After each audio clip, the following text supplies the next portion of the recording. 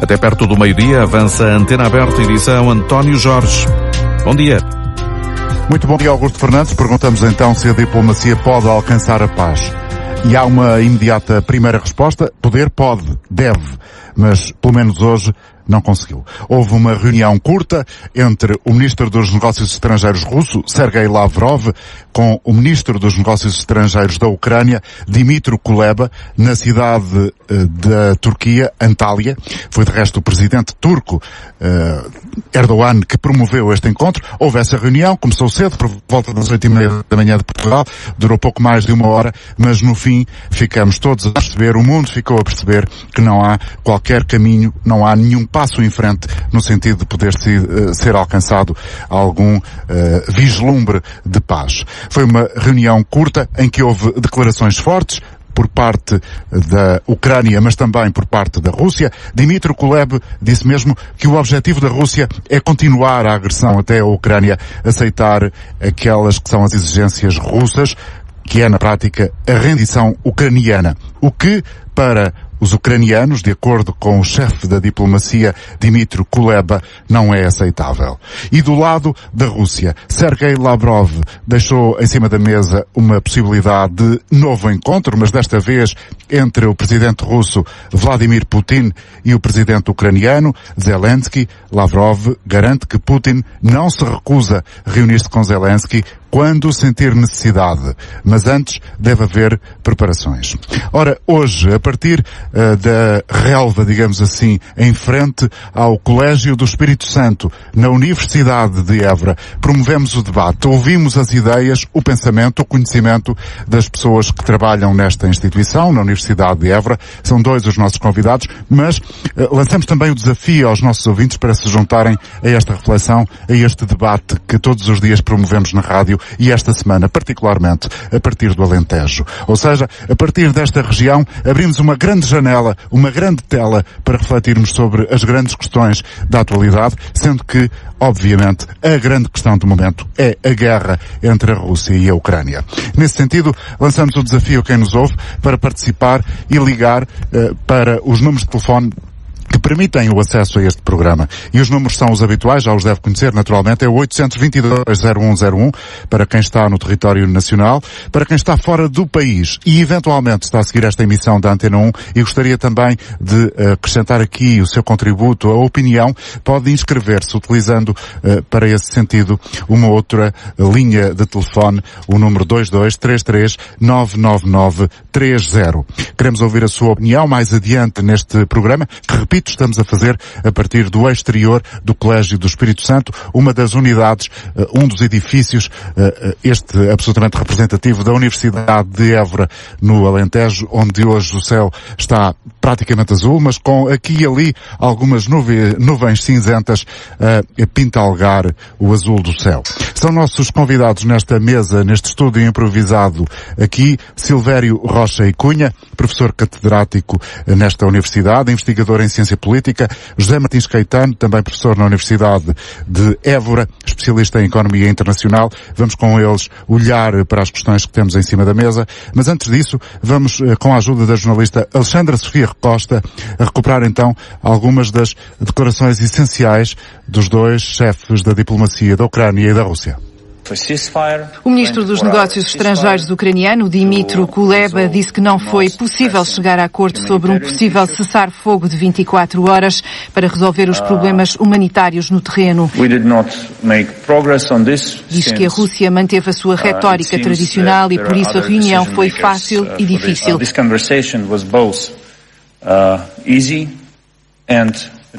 Diz que está disposto a um novo encontro neste formato no sentido de encontrar entendimento para acabar a guerra. Já o ministro dos Negócios Estrangeiros da Rússia voltou a dizer que foi o Ocidente que provocou este conflito ao forçar a Ucrânia a escolher entre a Rússia e o Ocidente.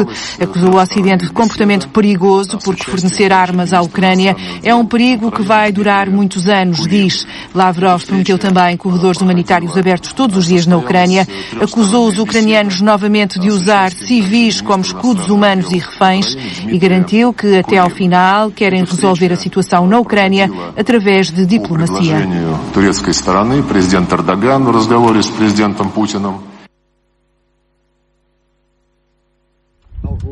algumas das ideias essenciais daquilo que foi dito por parte dos chefes da diplomacia da Ucrânia e da Rússia esta manhã, compiladas aqui, sintetizadas pela jornalista Alexandra Sofia Costa.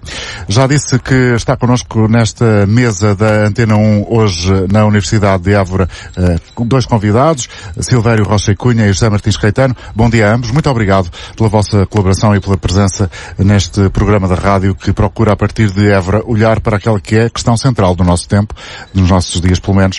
Silvério Rocha e Cunha, ouvimos nas declarações dos ministros dos negócios estrangeiros, quer da Rússia, quer da Ucrânia, aquilo que eventualmente seria de esperar. Ouvimos um pouco a posição que é tradicional em relação àquilo que é a narrativa russa e também uma posição mais ou menos inflexível da Ucrânia. Do seu ponto de vista, já percebemos que, como se esperava, esta reunião que se realizou hoje em Antália, na Turquia, não houve aparentemente nenhum caminho concreto para a paz, mas do seu ponto de vista, este processo é assim, a coreografia da diplomacia é assim, lenta. Muito bom dia. Antes de mais quero agradecer o convite que me foi formulado. Pois é, de facto, a diplomacia é lenta, isso já sabemos. Uhum. Porquê? Porque depende de vários, digamos, de muitas variáveis.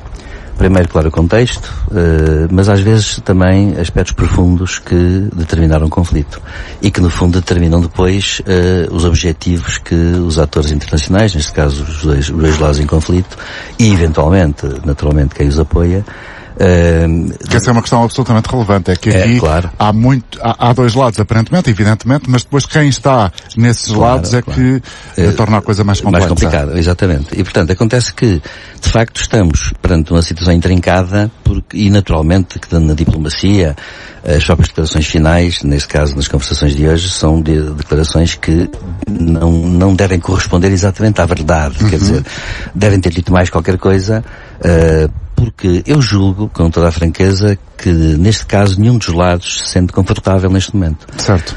Putin não se sente, o governo russo não se sente confortável porque, na verdade, como já os observadores notaram, não correu tudo como estava previsto. Embora isso, a meu ver, é o que eu acho que é surpreendente, é que o governo russo não tenha previsto essa possibilidade. Sim.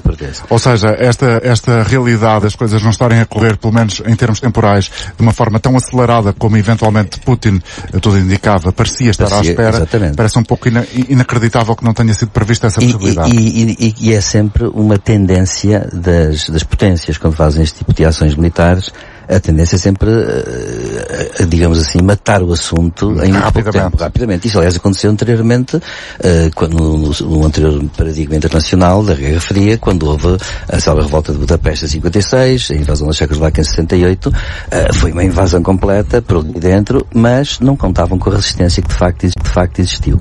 É uma questão interessante porque levanta o outro problema, que é este, é que qual é a natureza, por conseguinte, da situação?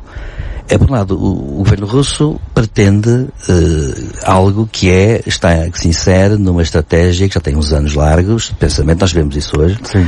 Sabemos que Putin, por exemplo, há uns meses largos, em 21, publicou um ensaio sobre a identidade entre ucranianos e russos, que está publicado, aliás, num site governamental e que, em várias línguas, inclusivamente, e que, portanto, os políticos ocidentais já devem ter lido para perceber o que ia acontecer. Sim, há aqui uma incúria do lado ocidental relativamente àquelas que seriam as intenções de... Não se acreditava em que fossem longe. Já Mário Soares o previa em 2008 relativamente àquelas que poderiam ser as intenções que agora estão a demonstrar-se de Vladimir Putin. Portanto, acontece que o governo russo não pode ceder, em grande medida, porque tinha isto em mente há muito tempo, estava planificado, e naturalmente que a margem certamente foi querer rapidamente obter, digamos, tudo, para depois talvez ceder uma parte.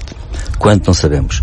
Mas há uma outra questão que realmente é importante e que já se levantou em conflitos com outros povos e noutras figuras, é recorrente, que é, os ucranianos têm mais a perder, porque têm a perder a sua independência, têm a perder vidas, são os invadidos. Claro. E claro que num caso desses funciona também a coragem do coração do desespero, até certo ponto.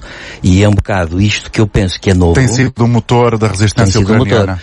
Zelensky, que realmente era um ator, que até inclusivamente funcionou foi eleito na base da antipolítica, que hoje é frequente em meios até populistas, mas a verdade é que Zelensky, que até devo recordar o que já toda a gente sabe, ele até fez um programa de humor em que ele metralhava deputados no Parlamento, várias vezes apresentado como comediante, e já começa a ser até inclusivamente um bocadinho redutor a apresentar esse seu passado profissional. Exatamente. E acontece que Zelensky conseguiu, de uma forma espantosa, utilizar a tecnologia existente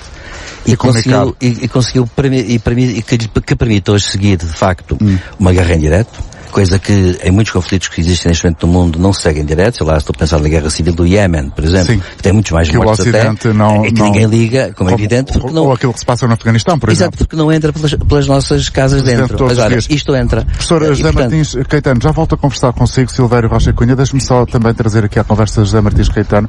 A Rússia está a sofrer com as sanções económicas que o Ocidente impôs. O facto de estarmos a assistir todos os dias centenas de grandes empresas mundiais abandonarem a economia russa. O facto de ontem, por exemplo, a agência de notação financeira norte-americana Fitch, que nós aqui em Portugal muito bem nos lembramos antes da chegada da Troika e durante o período da Troika, que muitas vezes apontava e quando olhava para a nossa dívida e para a nossa economia dizendo que ela era lixo e depois não era lixo.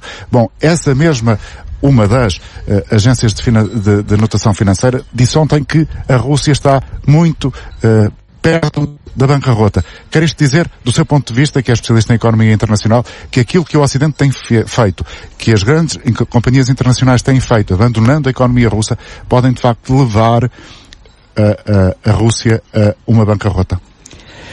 Muito bom dia, agradeço também a oportunidade e o facto de estarmos a falar disto nesta universidade a partir de Évora, naturalmente. Eu creio que a questão é relevante, naturalmente, não há, enfim, respostas fáceis e completas sobre isso. Porque se assim for, se houver de facto internamente uma crise económica muito, muito acentuada, o regime russo certamente vai ter que olhar por este conflito de outra maneira. Naturalmente. Os dias de hoje são diferentes, são mais complexos porque a economia internacional mudou totalmente. A globalização expandiu as atividades económicas internacionais das grandes empresas um pouco por todo o globo, incluindo a Rússia.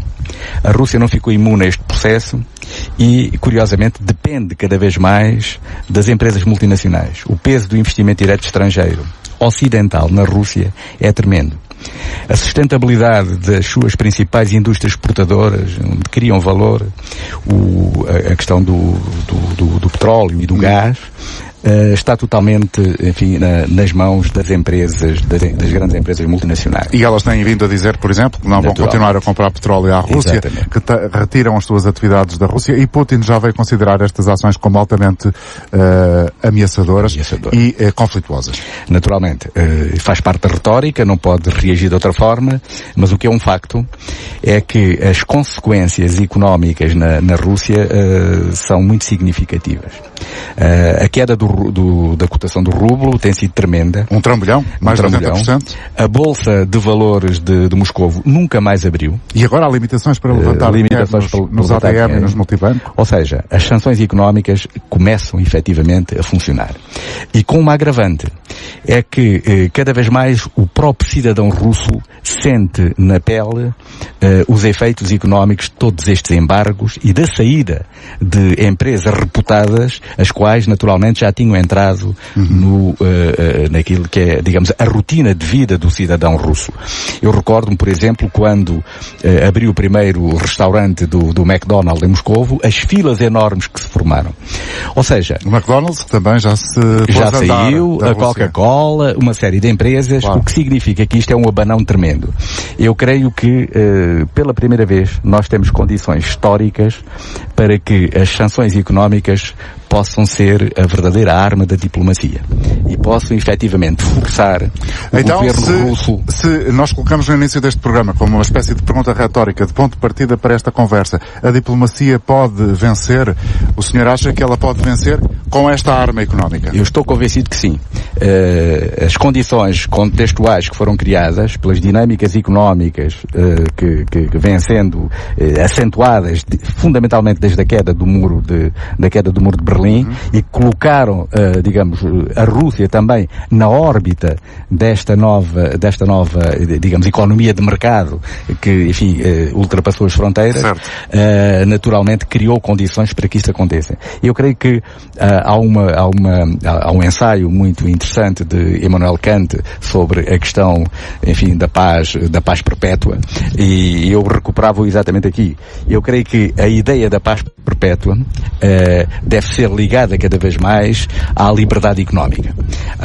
Digamos, o comércio internacional, os fluxos de capitais no plano internacional, os fluxos de tecnologia criam efetivamente relações de interdependência que não podem ser quebradas pela intenção de qualquer ditador. As coisas são muito diferentes hoje. E acho que temos uma oportunidade de provar exatamente isso. Já vamos retomar este pensamento e outros mais com os meus convidados aqui esta manhã na Antena Aberta da Antena 1, que estamos a realizar a partir do exterior da Universidade de Évora, de um dos seus edifícios, no Colégio do Espírito Santo. E se no Alentejo não chove, esta manhã faz vento, como os nossos microfones bem apontam e registam. Bom, a conversa com os convidados da rádio segue dentro de instantes, mas por agora abrimos também possibilidade a quem está em casa, em qualquer ponto do país, trazer aqui também o seu contributo, o olhar, a opinião relativamente a esta questão, que sendo a questão que o mundo está mais atento, pelo menos o mundo ocidental nesta altura, pode e é debatida a partir do Alentejo, a partir de Évora. E é no Alentejo que está também Hugo Fialho. Bom dia, Hugo, bem-vindo ao programa. Bom dia, António Jorge.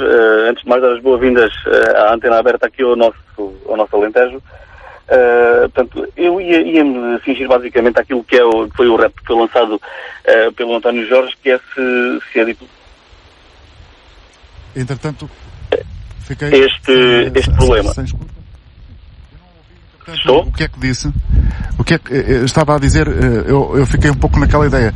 O repto que nós tínhamos lançado e depois houve aqui uma falha, um corte e eu não percebi o que disse. Não, posso retomar, não tem problema nenhum. Estava-lhe a dizer que o repto que foi lançado pelo António Jorge a pergunta basicamente era se a diplomacia poderia resolver este conflito. Portanto, na minha opinião, a diplomacia deveria, mas duvido que o consiga. Porque é muito difícil sequer negociar ou ouvir uma das partes, quando uma dessas partes, neste caso o senhor Putin, desfere ataques contra aquilo que são hospitais, contra as creches, contra as zonas residenciais. Isto são considerados crimes de guerra, quando já admitiu tanto que utilizou armas proibidas, neste caso bombas hiperbáricas também. É muito difícil uma das partes ir sequer com alguma expectativa positiva de negociação quando a outra parte tem este tipo de atitudes. Basicamente, na minha opinião, isto é a minha singela opinião, daquilo do senso comum, o Sr. Putin não teme a NATO, nem teme coisíssima nenhuma. O único problema que o Sr. Putin tem é com a democracia. Portanto, o único problema que o Sr. Putin tem relativamente à Ucrânia é que a Ucrânia é um país que se estava a democratizar, estava-se, entre aspas, a europeizar, a ocidentalizar também, e o Sr. Putin, obviamente, não lhe dá jeito, isso não é positivo, porque pode continuar a ter cada vez mais oposição interna. Esse tipo de democracia pode contaminar a Rússia, que não é uma democracia como todos sabemos. O Sr. Putin envenena os seus adversários políticos, os opositores, prende os que os criticam, portanto, não existe aqui nada que tenha a ver com a NATO, nem nada que tenha a ver com ameaças bélicas, nem nada que tenha a ver com aquilo que o Sr. Putin defende, nem defender comunidades russófonas. É apenas uma tentativa de afastar para mais longe possível a democracia, para mais longe possível das fronteiras da Rússia. Exatamente. E então isto é um ataque do Sr. Putin, tal e qual como aconteceu com a Ossétia do Sul na Geórgia, como aconteceu já anteriormente na Crimeia. O Sr. Putin neste momento fez um ataque contra a soberania e o território, contra o povo ucraniano, contra o povo em si, propriamente dito também, porque calculou mal, cometeu um erro de cálculo, achou que em 3 dias ocupava a Ucrânia, colocava lá um governo fantoche, à semelhança do que existe na Bielorrússia com o Sr. Lukashenko, e isso não aconteceu. Realmente a resistência da Ucrânia tem sido heroica e o Sr. Putin está a encontrar dificuldades e também está a encontrar... Sim, mas vamos ver até quanto tempo é que essa resistência a Ucrânia pode aguentar, pode efetivamente... fazer até só para terminar, desculpa António Jorge, estou a interrompê-lo, mas Força. Acho que é importante também até claro. Quanto tempo mais é que o Sr. Putin vai conseguir motivar as suas tropas, que estão também algumas delas desmotivadas, como se vê, isso não passa nas televisões, mas vê-se em depoimentos de jornalistas que estão na Ucrânia, que fazem vídeos no Twitter e entrevistas através do Twitter também, das redes sociais, onde as tropas russas, muitas delas estão profundamente desmotivadas porque estão numa guerra em que não acreditam e estão a encontrar dificuldades que nunca pensaram que poderiam encontrar. Portanto, isto aqui eu acho sinceramente que a NATO e a Europa em si, acho que a diplomacia em termos de que vai demorar, portanto vai ser a longo prazo e entretanto vai morrer muita gente e vai morrer muitos inocentes. Portanto, a NATO já entrou em muitos conflitos e respeito e talvez sem nenhuma legitimidade para lá estar. Acho que neste caso sim deveria ter uma posição um pouco mais forte, mas claro, estamos a falar de uma potência nuclear que é a Rússia, também se compreende que não se queira entrar aqui numa guerra mundial, mas ainda assim acho que a comunidade internacional está a dar uma boa resposta. Talvez a NATO tenha que ter um bocadinho o pulso mais forte, porque o Sr. Putin é um criminoso e que está a matar inocentes diariamente. Obrigado pela sua colaboração. Vamos ainda ouvir Bruno Berrones, não sei se disse bem o seu nome. Bruno, bom dia. Olá. Está connosco em Oeiras. Viva, bom dia. Bruno Berrones, mas só um detalhe. Olha, muito obrigado por poder participar. E ontem foi noticiado como é que se deveria de explicar a guerra às crianças. E, digamos, uma boa forma de explicar como é que acontece a guerra, tanto a nível, digamos, dos países, como a nível mesmo pessoal, é que a guerra começa quando os esforços diplomáticos, quando os esforços da conversação, digamos, acabam, quando se esgotam, não é? E é bom que não se esgotem. E quando estamos de frente para alguém que, digamos, que é arrogante, que é uma pessoa que a gente imagina quem é, que o Sr. Putin, não é? E mais cuidado então temos que ter. Se nós fizermos aqui um flashback e se pensarmos, por exemplo, 5 anos atrás, e se há 5 anos atrás fossem dadas às pessoas estas imagens horríveis do que está a passar agora, eventualmente os Estados teriam pensado 2 vezes, digamos, e ao nível da mais alta diplomacia, ter-se pensado que, se calhar não é bom instalar bases da NATO ao pé, digamos, da Rússia. Eventualmente a própria Ucrânia teria cedido alguns territórios e estaria melhor do que está agora. Eventualmente, aquele gasoduto que está para ser homologado e que foi logo depois da guerra ter disparado. E cuja empresa que o estava a gerir, a tutelar, estamos a falar do Nord Stream 2, julgo eu, já abriu falência, por exemplo. Exatamente, inclusive penso que os bens no exterior dos donos da empresa foram congelados, ou seja, e se nós pensarmos... E sabemos hoje que alguns oligarcas russos, nomeadamente Abramovich, que tem ligações a Portugal, é cidadão português, foi também, viu os seus bens no Reino Unido congelados. Pois, exatamente, são medidas que estão a tomar agora, não é? Mas pensando do ponto de vista da diplomacia, se nós tivéssemos, digamos, uma visão do que está agora a acontecer, eventualmente alguns passos não teriam de ter sido dados. E então, hoje em dia, a Ucrânia, eventualmente, não teria alguns territórios, é verdade, ok? A NATO não teria lá algumas bases, mas teríamos paz. Paz agora era a melhor situação. Não é a melhor situação. Era a situação justa. Não é a situação justa porque todos os países em redor da Rússia têm direito de decidir o seu destino. Portanto, não era a situação justa, mas era a melhor situação possível. Não é? Pelo menos Bruno, eu vejo a coisa desta maneira. Eu só queria complementar com uma coisa, que é o seguinte, que é, então agora temos que ter, tem que haver movimentos de diplomacia que surtam efeito. E o que é que nós vemos? Vemos, quer dizer, os Estados Unidos com as costas voltadas para a Rússia, que entrou um governo democrata e a coisa ainda se agravou, ou pelo menos manteve-se face ao que o governo anterior tinha feito relativamente à China, do Trump à China, exatamente. Ou seja, e a China, que é quem pode garantir agora, digamos ali, a subsistência da Rússia, a China garante a sua subsistência, poderá garantir a subsistência da Rússia, mas se houvesse um clima, digamos, um clima saudável entre a Rússia e os Estados Unidos da América, eventualmente, estes 2 países poderiam mediar esta situação e resolver esta situação. Só que, digamos, com os diplomatas que nós temos, digamos, eu sinceramente, olha, dizem muito mal dos políticos portugueses. Eu vejo os políticos portugueses desde 73 até agora, olha, tanto à direita como à esquerda, nós temos tido muita sorte com os políticos que temos.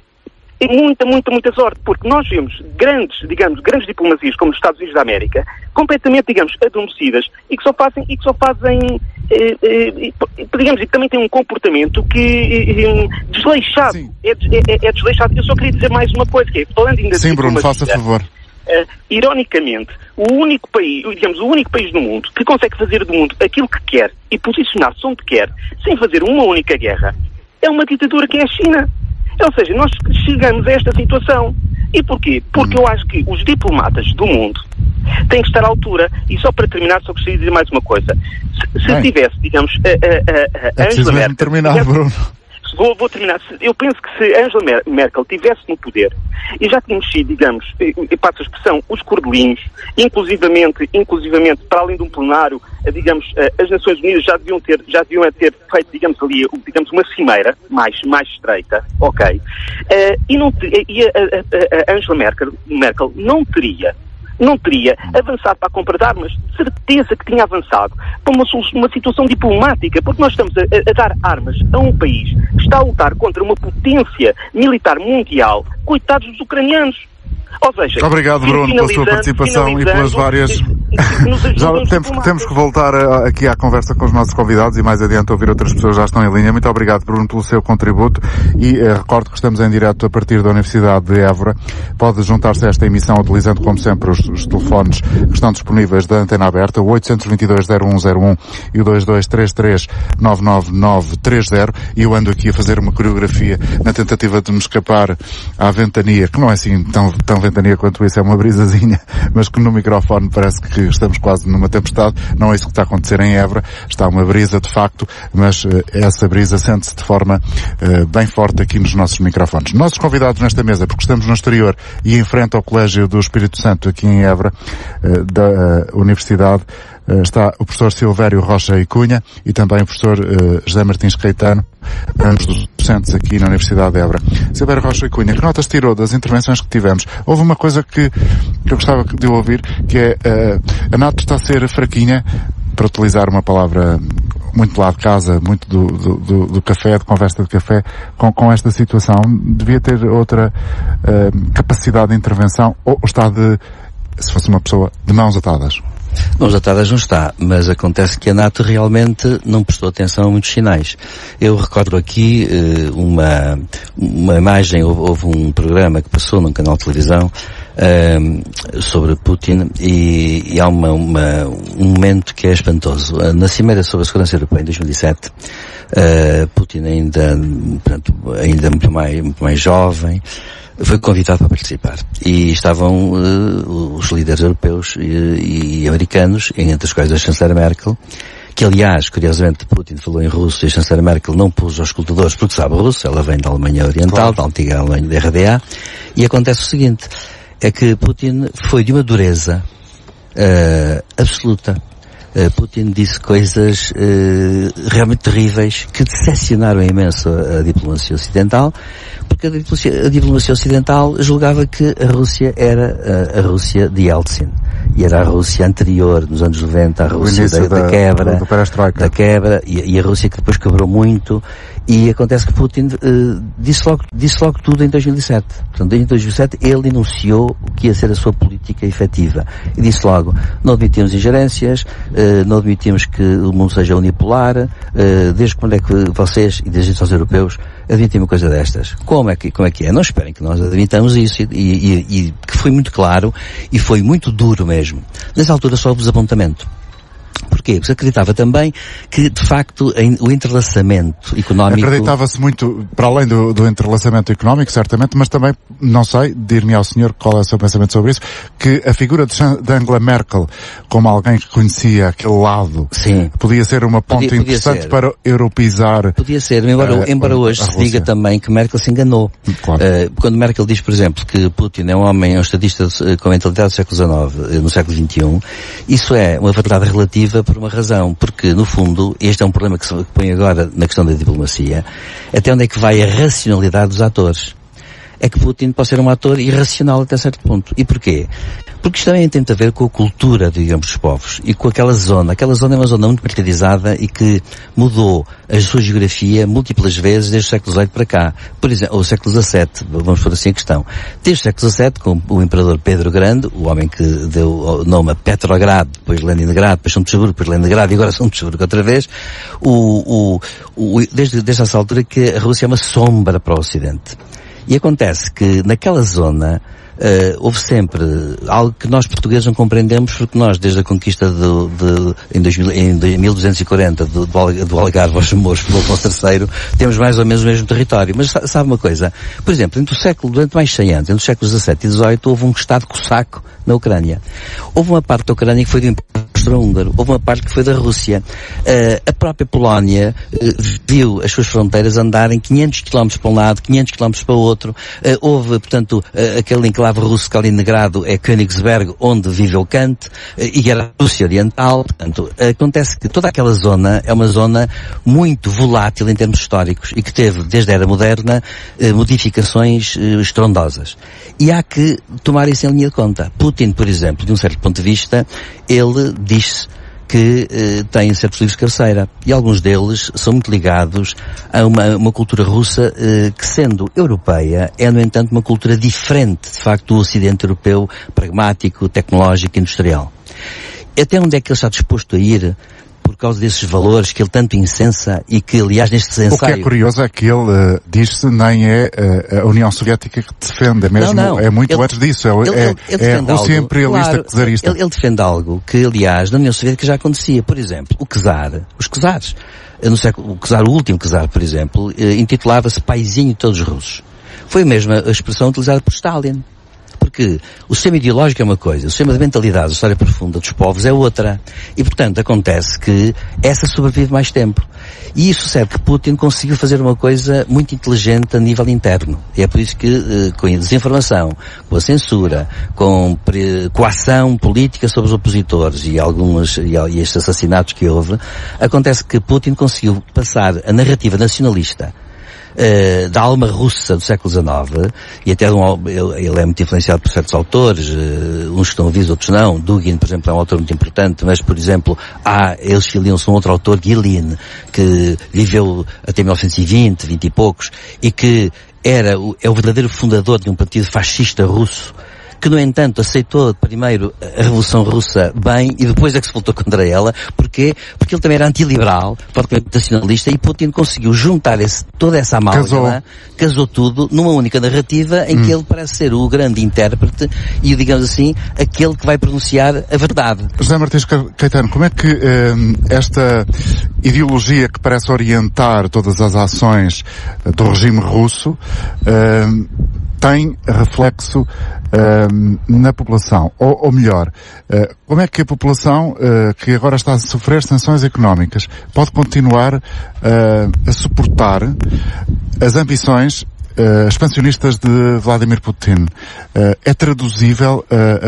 A ciência económica em particular consegue colocar em cima da mesa quais os fatores importantes numa equação destas? Bom, eu penso que o regime de Putin, enfim, comparado com, e por vezes, digamos, a imprensa faz eco dessa situação, comparado com aquilo que era o regime comunista, enfim, que suportou de alguma forma, digamos, a clivagem este-oeste e digamos, a Guerra Fria, é completamente diferente. O regime de Putin não tem uma base ideológica que o suporte. A base de suporte do regime russo atualmente digamos, são as oligarquias que ele promoveu. Não tem nada a ver com o comunismo. Não tem nada a ver com o comunismo. O que é muito relevante para as questões, por exemplo, portuguesas. Exatamente. Essa é uma questão, do meu ponto de vista, fundamental e que eu acho que vai contribuir para acelerar o desfecho deste processo. Porque, enquanto em relação ao comunismo, digamos, os sistemas de controlo social existiam, os próprios instrumentos de intervenção garantiam algum nível de bem-estar da população, atualmente isso não existe. os níveis de desigualdade na Rússia, segundo dados a que temos acesso, têm aumentado tremendamente. O que significa que, aqui, digamos, o cimento que existe hoje em dia é exatamente, está alicerçado na repressão.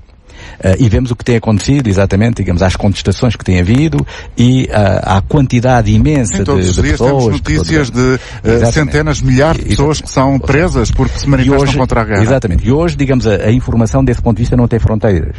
Por muitas barreiras e peias que se queiram criar, aquilo que se passa na Ucrânia gera impactos na Europa e no resto do mundo, mas gera impactos também na Rússia. E eu creio que os sinais cada vez mais profundos e evidentes de que a oligarquia, enfim, que está a ser profundamente afetada desta vez com as sanções tipo SMART que agora existem e não um simples embargo do ponto de vista das exportações e das importações, eles estão a afetar, digamos, o coração. Estão muito dirigidas. Exatamente, muito dirigidas. Estão a afetar, digamos, o coração do poder económico na Rússia. A oligarquia. E a oligarquia, eu creio que elas vão ter, digamos, um desfecho. O aparelho, do meu ponto de vista, começará a desmoronar-se e a população vai sentir essa situação. Pode não ser tão urgente como aquilo que nós esperamos, porque estamos a assistir em direto a situações calamitosas. Mas eu creio que esse, digamos, é um aspecto que vai efetivamente acontecer. Silvério Rocha Cunha não parece concordar muito com esta ideia de desmoronamento da oligarquia russa. Não sou tão otimista, por uma razão. Quer dizer, não nego o valor do documentário, porque isso acontece, vai acontecer fatalmente. Agora, a erosão de um regime faz-se também tendo em conta a capacidade que o sistema, digamos, que ele controla, tem de aguentar um certo grau de sofrimento. Os russos, há coisas que eu penso que os russos, depois de terem tido aquela grande quebra nos anos 90, uma das coisas que muitos jornalistas que já entrevistaram russos na rua mostram que uma das coisas que eles veem em Putin como legitimador do seu regime é ele ter dado segurança ao sistema, porque a Rússia estava num caos social completo. Putin deu-se mais segurança. Agora desaparece? Está a desaparecer? Sim, está a desaparecer, mas ainda não a impressão primeira ainda se mantém. Vai-se mantendo. E acontece que ele tem essa capacidade de fazer passar uma ideologia, ele é pragmático, claro, só que há um problema de fundo que o vai acirrar bastante do ponto de vista, digamos assim, do ponto de vista da ação. Embora eu não goste de psicologizar muito isto em nomes, não é? Não é só Putin, é o sistema de Putin.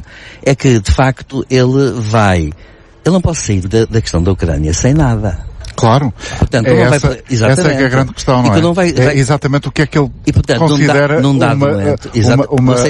aceitável para não dar, para não sair com a cara completamente derrotada. E a questão que eu coloco é que ele levou a fasquia, o grande problema dele agora ele levou a fasquia a um tal nível, à partida, que, correndo tudo mal, ele de facto coloca problemas a si mesmo e está a colocar problemas, claro, aos ucranianos, que é uma tragédia, mas está a colocar a NATO, que é a sua pergunta inicial, exato, está a colocar a NATO numa posição que não é bem de fraqueza. É um outro problema.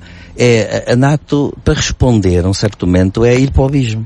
Pois. Porque não há margem. E acontece que, viu-se claramente ontem que já houve uma pequena dissensão, quer dizer, os polacos queriam dar aviões aos ucranianos, queriam receber depois o mesmo número de aviões americanos. E os Estados Unidos disseram que não. Disseram que não, mas vê-se que um regime como o regime polaco, o governo polaco já está um bocado desesperado, está a atingir, também podia cometer um ato irracional neste processo. Como, por exemplo, achei também revelador que a Suécia e a Finlândia tenham ontem pedido proteção à União Europeia para o caso de haver uma invasão. O que é que eles sabem mais do que nós sabemos? Devem saber qualquer coisa mais. Portanto, há aqui um receio muito grande de uma profunda irracionalidade do ator principal, que é Putin.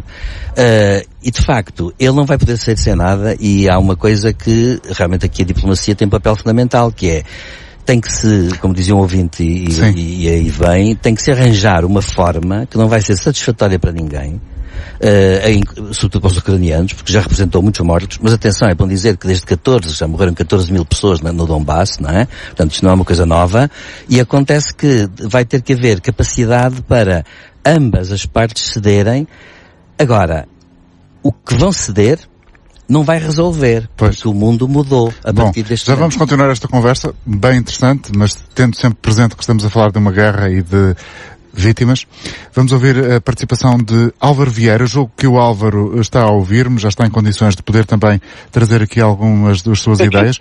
O Álvaro Vieira está na Maia. Bom dia. Bom dia.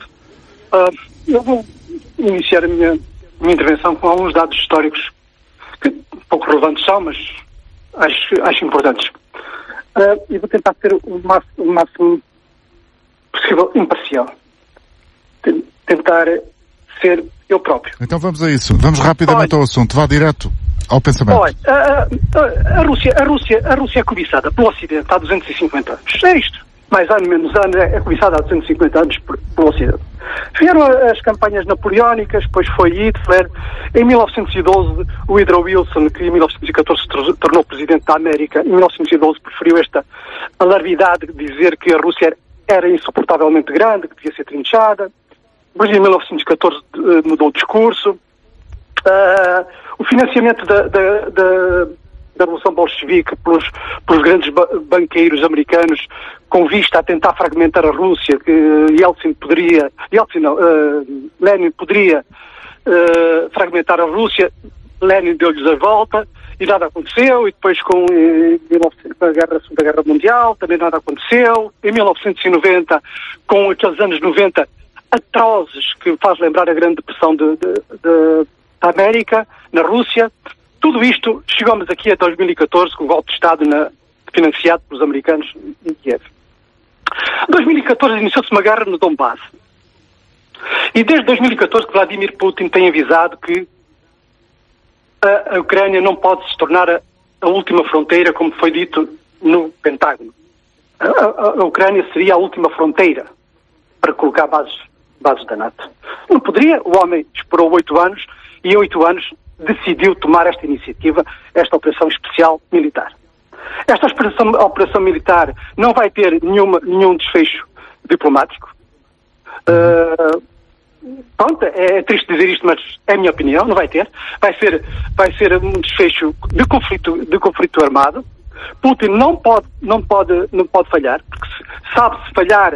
No outro dia tem bases da NATO na Ucrânia e no seguimento deste pensamento dele, ele vai levar por diante esta campanha.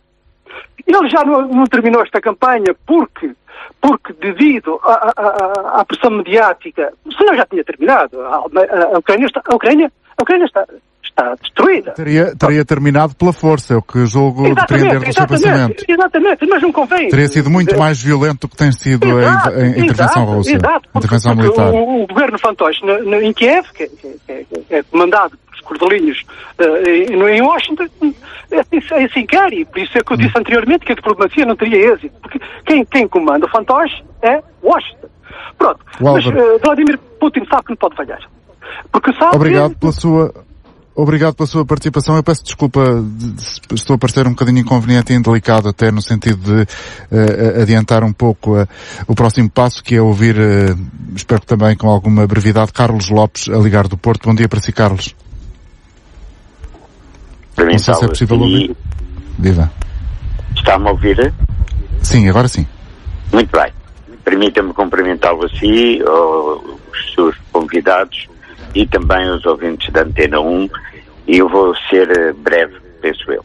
Por isso, quem ouviu o Sr. Ministro dos Negócios Estrangeiros russo agora uma reunião de cerca de 1h30, que foi mais uma reunião de uma tentativa de negociação, foi lapidado. Ele disse que as reuniões de negociação, de cessar-fogos, que sejam importantes é na Bielorrússia, e que é a Ucrânia que está a tentar esta reunião e outras que poderão vir paralelamente e que não vão ter grande significado.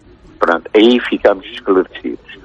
Em relação à China, a China está a preparar os mídias e já está a difundir uma mensagem de que esta operação militar especial está a ser executada para proteção da própria Rússia contra um eventual ataque do Ocidente e a existência de armas químicas e biológicas num laboratório na própria Ucrânia. Por isso, a neutralidade da China está desmascarada a partir desta mensagem difundida, que está a ser difundida há cerca de 2 dias a toda a população. Nós temos aqui o Ocidente que, pávida e serenamente, vão ver a Ucrânia a cair, Kiev a cair, e não só vão reagir quando virem as fronteiras das Balcãs, da Finlândia, da Suécia. Sim, a serem eventualmente, e peço desculpa pela hiperbolização da imagem, a próxima vítima. Obrigado pela sua colaboração, Carlos. Estamos praticamente no final desta emissão em direto de Évora, da Universidade de Évora. Professor José Martins Caetano, tal como estes 2 ouvintes no fundo pronunciavam, acha que este conflito só vai mesmo terminar quando Putin conseguir o que quer? Eu creio que não. Eu creio que haverá, como o professor Silvério há pouco disse, a negociação de uma solução em que todos aparentemente saem com cara de vencedoras, mas naturalmente não será uma solução militar que vai resolver. Vai ser preciso encontrar guionistas de Hollywood para encontrarem um final feliz. Exatamente, porque eu insisto, perdoem-me, digamos, os constrangimentos de natureza económica que neste momento estão em jogo não facilitam qualquer outra alternativa. Há uma questão aqui que não abordámos, mas que eu acho que é extremamente importante, que é uma das externalidades que este conflito tem, que é a alteração, radical de uma série de políticas da União Europeia. Uma série de tabus caíram.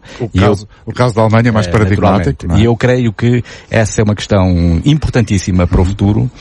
E seguramente a Ucrânia nos próximos anos virá a fazer parte da União Europeia. E eu creio que essa é uma das verdadeiras razões que atemoriza a Rússia. Porque aquilo que se verificou com os países do leste que integraram a União Europeia e que tiveram performances do ponto de vista económico fabulosas, em que o nível de vida subiu substancialmente, tem um efeito, exatamente, russo. E quanto mais isso estiver próximo da fronteira da Rússia, mais assusta.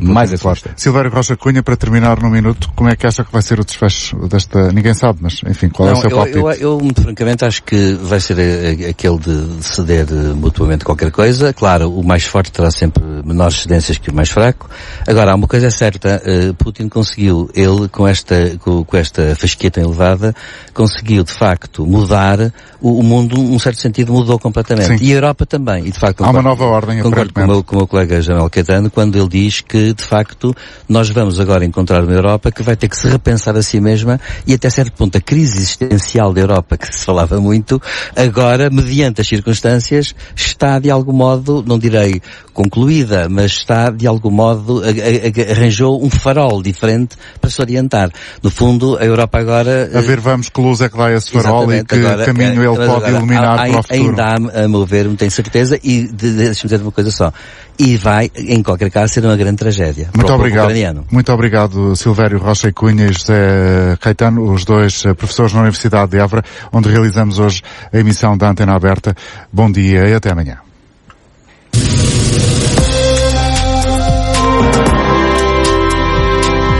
A partir da Universidade de Évora, a Antena Aberta com edição do jornalista António Jorge. Em um Jornal do Meio-Dia, fica a Antena 1.